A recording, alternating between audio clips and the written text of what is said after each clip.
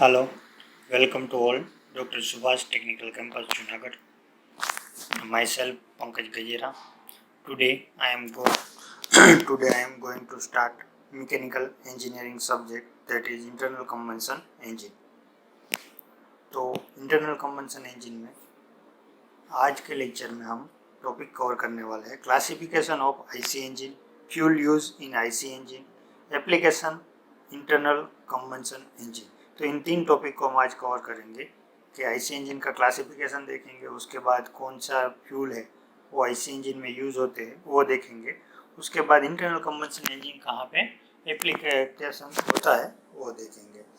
तो फर्स्ट जो है क्लासिफिकेशन ऑफ आईसी इंजन वो हम देखते हैं। तो इंटरनल कंबशन इंजन है वो बहुत डिफरेंट वे से क्लासीफाई होता है। उसमें जो पहला है according to type of ignition. तो according to type of ignition के आधार पर इंटरनल कंबशन इंजन दो टाइप में क्लासीफाई होते हैं। फर्स्ट है spark ignition engine and another one is compression ignition engine. तो स्पार्क इग्निशन इंजन है उसमें क्या होता है, तो स्पार्क इग्निशन इंजन है वो an SI engine start to combustion process in each cycle by use of a spark plug. तो कंबशन प्रोसेस होती है वो स्पार्क प्लग के द्वारा होती है एसआई इंजन में। And further the spark plug give a high voltage electric discharge between two electrode which ignite the air fuel mixture in the combustion chamber surrounding the plug। तो उसमें spark plug होता है। Spark plug में spark produce करने के लिए दो electrode रखे गए होते हैं और दो इलेक्ट्रोड के द्वारा हाई वोल्टेज वो क्रिएट होते हैं और उसके द्वारा स्पार्क होता है और कंबंशन जो हो वो प्रोसेस है वो कंबंशन, उसके कारण कंबंशन प्रोसेस होती है। और दूसरा है combustion ignition. The combustion process in a CI engine start when the air fuel mixture self ignite due to high temperature in combustion chamber causes by high compression। तो compression ignition है उसमें combustion है वो जो air का mixture होता है वो एयर का मिक्सचर को कंप्रेसर स्ट्रोक के दरमियान उसका टेम्परेचर है वो हाई हो जाता है और हाई टेम्परेचर के कारण कंबंशन होता है, तो उसे हम कहते हैं कंप्रेशन इग्निशन इंजन। ओके, दूसरा है इंटरनल कंबशन इंजन है। तो दूसरा अकॉर्डिंग टू इंजन साइकिल। तो साइकिल के आधार पर दो क्लासिफिकेशन होते हैं, 4 stroke cycle and 2 stroke cycle. तो 4 स्ट्रोक साइकिल में क्या होता है, 2 स्ट्रोक साइकिल। तो बेसिकली हम देखते हैं कि 4 स्ट्रोक साइकिल जो है उसमें 4 स्ट्रोक है उसके, वो क्रैंकशाफ्ट के 2 रिवोल्यूशन के बाद कंप्लीट होता है और एक पावर स्ट्रोक है वो प्रोड्यूस होता है। और 2 स्ट्रोक में क्या होता है कि जो उसके 4 स्ट्रोक है वो 1 क्रैंकशाफ्ट के रिवोल्यूशन के दरमियान कंप्लीट होते हैं और एक पावर स्ट्रोक प्रोड्यूस करते हैं। ओके, तो हम देखते हैं 4 स्ट्रोक साइकिल है। तो 4 stroke cycle experience 4 piston movement over 2 engine revolution for each cycle, right. तो पिस्टन की मूवमेंट है वो 4 होती है, टॉप डेड सेंटर से बॉटम से टॉप, ऐसे 4 पिस्टन मूवमेंट होती है और क्रैंकशाफ्ट अथवा इंजन है उसके 2 रिवोल्यूशन में ये होती है। और 2 स्ट्रोक साइकिल है उसमें 2 पिस्टन मूवमेंट और 2 स्ट्रोक साइकिल है 2 piston movement over 1 revolution for each cycle. Okay, then after third classification में थर्ड देखते हैं हम अकॉर्डिंग टू वाल्व लोकेशन। तो इंजन का क्लासिफिकेशन है जो वाल्व के जो लोकेशन होते हैं, साइड में रखे गए होते हैं, ऑफ रखे गए होते हैं, उसके आधार पर भी किया जाता है और उसके आधार पर हम देखते हैं। फर्स्ट है valve is head, valve in head, उसको कहते हैं ओवरहेड वाल्व। तो ओवरहेड के जो पिस्टन सिलेंडर है उसके अप पोजीशन में जो वाल्व की पोजीशन होती है तो उसे हम कहते हैं ओवरहेड वाल्व। और उसको दूसरा भी also called I head engine, और उसको दूसरा नाम देते हैं आई हेड इंजन। जो आई हेड इंजन है वो ये जो बी फिगर है उसमें दिखाई गया है।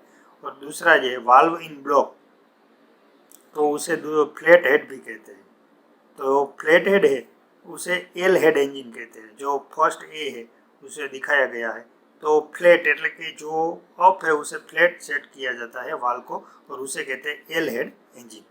सम historical engine with valve in block head, the intake valve on one side of the cylinder and the exhaust valve on the other side. कुछ हिस्टोरिकल इंजन है कि जिसमें एक वाल एक वन साइड होता है, दूसरे वाल दूसरी साइड होता है, जिसे कहते हैं टी हेड इंजन और F head engine. Okay, then next तो थर्ड जो इंटरनल कंबशन इंजन का क्लासिफिकेशन है वो अकॉर्डिंग टू बेसिक डिजाइन के आधार पर किया जाता है. तो डिजाइन के आधार पर रेसिप्रोकेटिंग इंजन है और रोटरी इंजन है. तो रेसिप्रोकेटिंग इंजन है, engine has one or more cylinder in which piston reciprocate back and forth. तो रेसिप्रोकेटिंग इंजन है उसमें एक या एक से ज़्यादा सिलेंडर का यूज होता है और पिस्टन है वो आगे और पीछे बैक और फोर्थ मूवमेंट करता है. द कंबंशन रेसिप्रोकेटिंग इंजन में the combustion chamber is located in the close end of each cylinder. Power is delivered to rotating output crankshaft by mechanical linkage with the piston. तो close जो head है उसे close जहाँ पे रहता है वहाँ कंबंशन चैम्बर होती है रेसिप्रोकेटिंग में, और पावर है वो पावर क्रैंकशाफ्ट पर रोटेटिंग मोशन में डिलीवर होता है. और दूसरा देखते हैं रोटरी. तो engine is made of block build around a large non concentric rotor and crankshaft. तो इंजन है वो स्टेटर और ब्लॉक के द्वारा बिल्ड किया जाता है, और वो जो है नॉन कॉन्सेंट्रिक मोशन होती है, रोटरी मोशन होती है नॉन कॉन्सेंट्रिक होती है.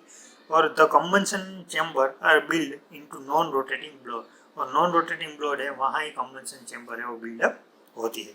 उसके बाद का इंटरनल कंबंशन इंजन का क्लासिफिकेशन में देखते हैं. तो according to position and number of cylinder, तो पोजीशन है जो सिलेंडर की उसके आधार पर यहाँ पे हम क्लासीफाई किए गए हैं.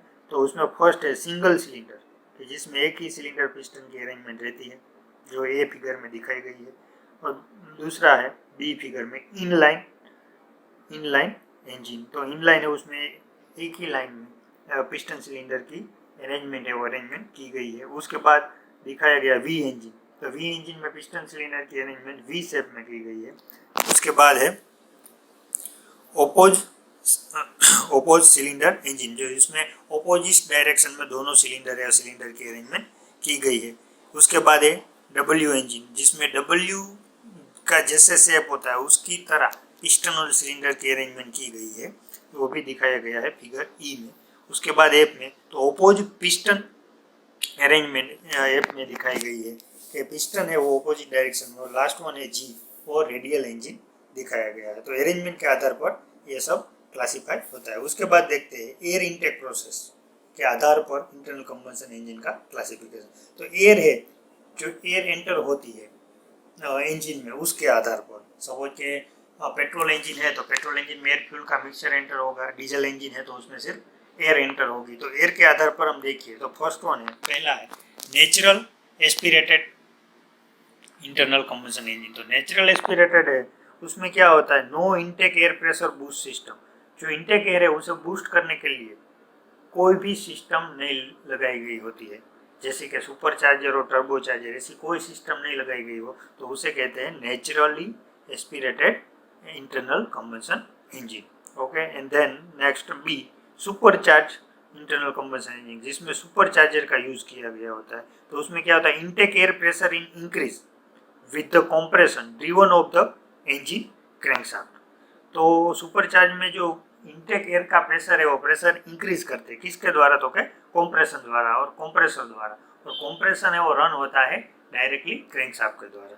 उसके बाद का है टर्बो चार्जर.